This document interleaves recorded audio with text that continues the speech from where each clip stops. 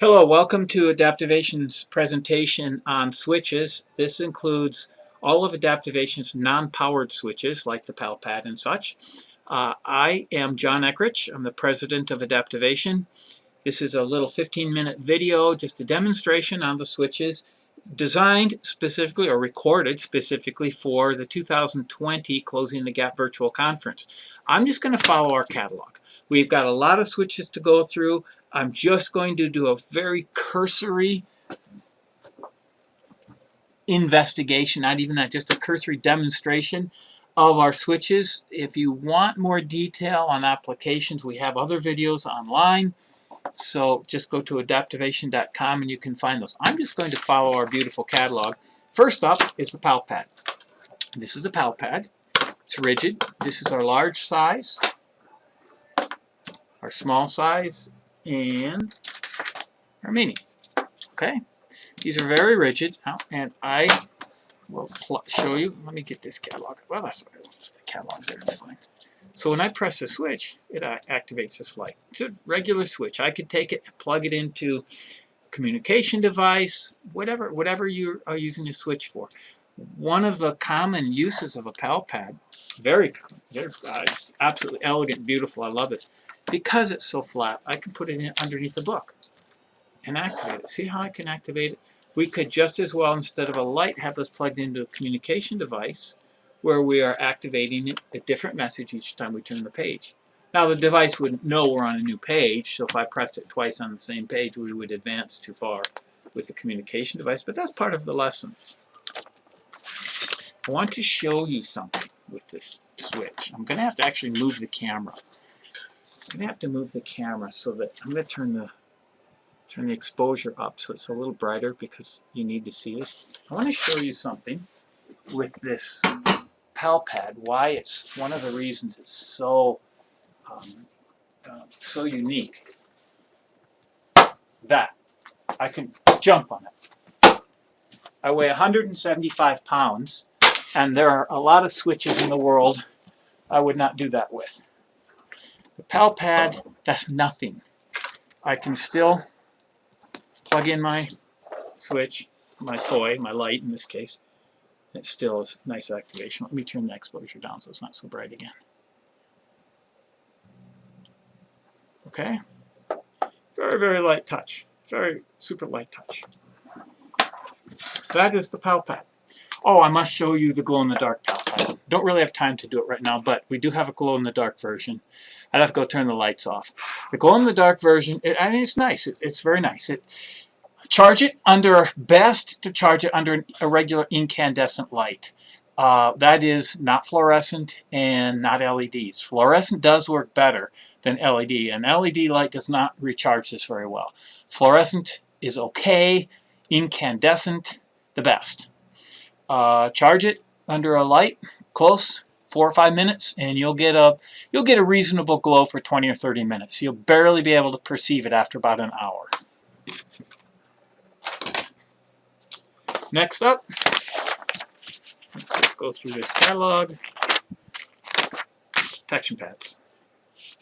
So a taction pad is this. It's a flexible switch. It's clear. It's got this paper backing, okay? So it's actually clear, and it's adhesive on the back. So I can stick it onto something, and whatever I stick it onto becomes effectively a switch. And whatever I want to plug that into works. Now, I use the word switch, but I must explain something. When I plug this PAL Pad, I'll just use the glow-in-the-dark because that's what I have, into this light, I can make it work, right? Because it's a switch. If the light go on, that's what switches do. If I plug the PAL Pad into the light, it's not going on. The reason it's not going on is because a PAL Pad really isn't a true switch. It works by detecting the moisture in your fingers. So if I want to use a Taction Pad with a switch adapted toy or another manufacturer's communication device, I can do it, but I have to go through this, the Taction Pad adapter. This has the electronics in it that makes this function like a switch. So we will plug this in. Now when I want to press my Taction Pad, Now I can make the light go. We've actually got a real world application. I've taken this little doggy, little toy, put a Taction Pad on the top of it, right? Let me turn it on. Here's our Taction Pad adapter, and then we just kind of wrapped it all together with a rubber band to keep it all in place. But it's pretty compact. So now I have converted this toy itself into a switch just by putting my hand on it. It activates. I could have put it up on top of his head as well, and then that's where I would have had to touch to make it go. Okay. Let me turn that off. Another example, I have one twisted around this toy.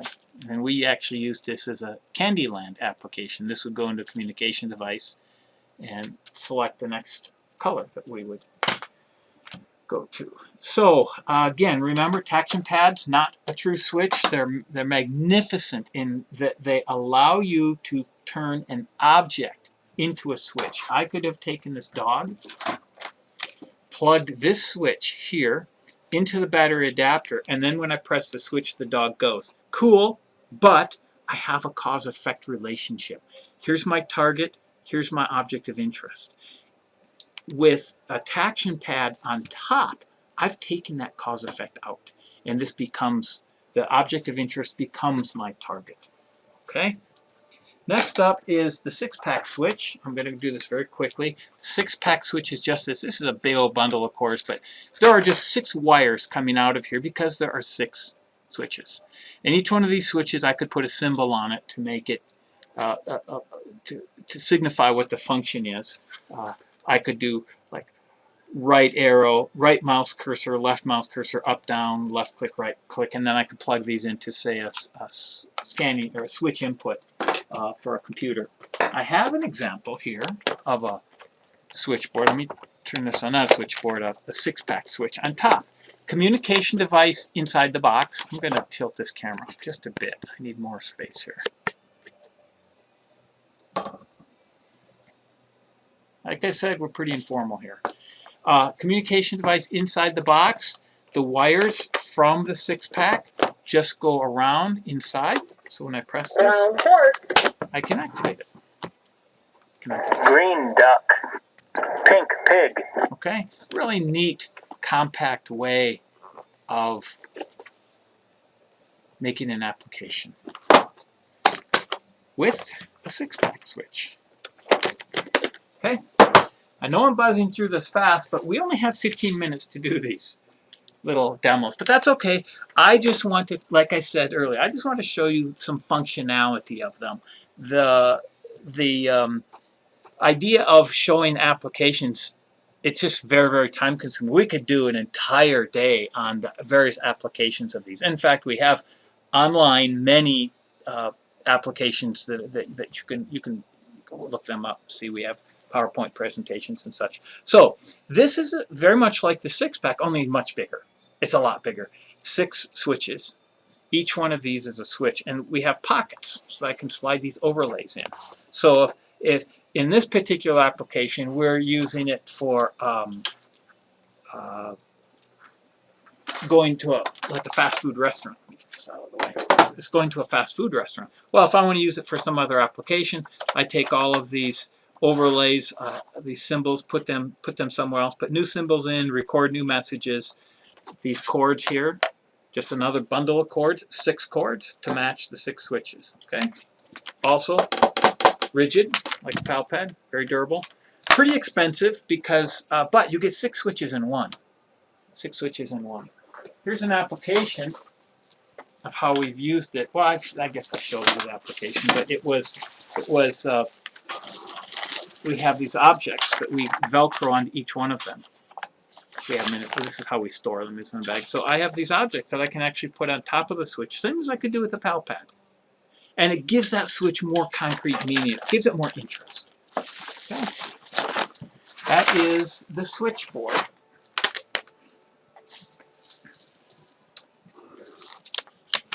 Oh, I skipped one. That's okay, though.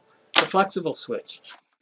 The flexible switch, I've always said, if you ever combined, if the Pal Pad ever got together with a Taction Pad and had a child, it would be a flexible switch. This is like the Pal Pad in that it's a true switch. I can make this light go on and off. And it doesn't have a click or anything like that. But it's like the Taction Pad in that it's flexible. And it's got paper backing that's adhesive. So I can attach that, say, to the outside of a cup or to the inside of a wheelchair tray, or not wheelchair tray, a headrest, inside of a headrest. Okay. That's the flexible switch.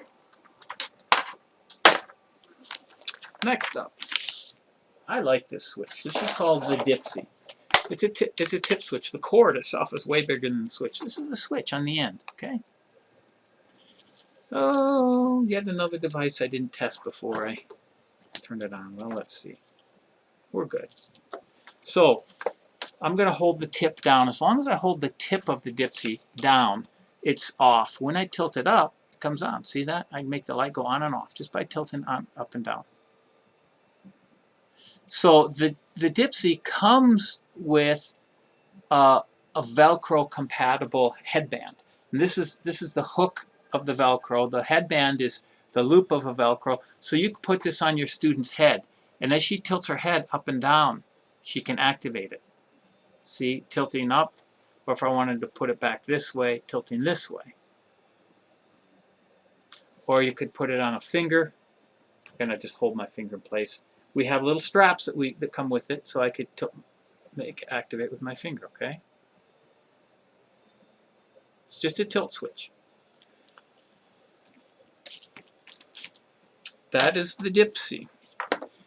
This is an unusual switch, very, very unusual. This is called the Pneumatic Switch. This is what it looks like. Little black